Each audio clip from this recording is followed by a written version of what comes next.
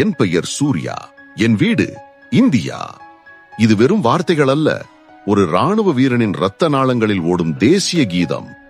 அல்லு அர்ஜுன் ஏற்று நடித்த சூர்யா என்ற அந்த வீரன் இமயமலையின் பனிப்பிரதேசத்தில் ஒற்றையாளாக நின்று 125 கோடி இந்தியர்களை காக்க வேண்டும் என்ற ஒரே லட்சியத்துடன் வாழ்பவன்.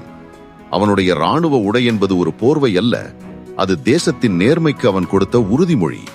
ஆனால் நேர்மையின் கோபம் விதிகளின் எல்லையை தாண்டும் போது என்ன நடக்கும்? இவன் வார்த்தைதான் சட்டம், இவனுடைய ஆக்ரோசம்தான் நீதி. அப்படிப்பட்ட கோபக்கார ராணுவ வீரன் ஒரு நாள் தன் ஒழுக்கத்தாலேயே வீழ்ந்து போனான். அந்த வீழ்ச்சிதான் இவன் கதையின் தொடக்கம்.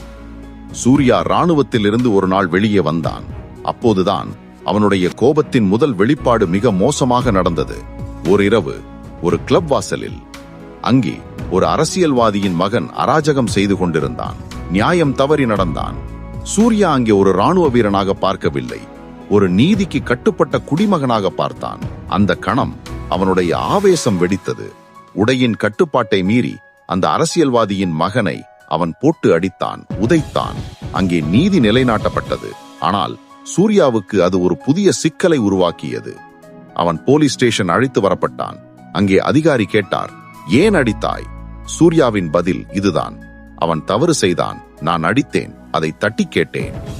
அந்த போலீஸ் அதிகாரி சூர்யாவின் கோபத்தை மேலும் தூண்டினார். உன்னால் யாரை வேண்டுமானாலும் அடித்துவிட முடியுமா? என்னை அடி என்று சவால் விட சூர்யா யோசிக்கவில்லை. போலீஸ் அதிகாரியையும் அங்கிருந்த காவலர்களையும் போட்டு அடித்து நொறுக்கினான்.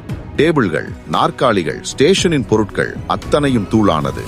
சூர்யா புறப்பட்ட போது அங்கே மிச்சம் இருந்தது உடைந்த சட்டத்தின் அடையாளங்களும் உறைந்த பயமும் மட்டுமே. அவமானமடைந்த போலீஸ் அதிகாரி சூர்யாவின் ராணுவ உயரதிகாரியிடம் வந்து,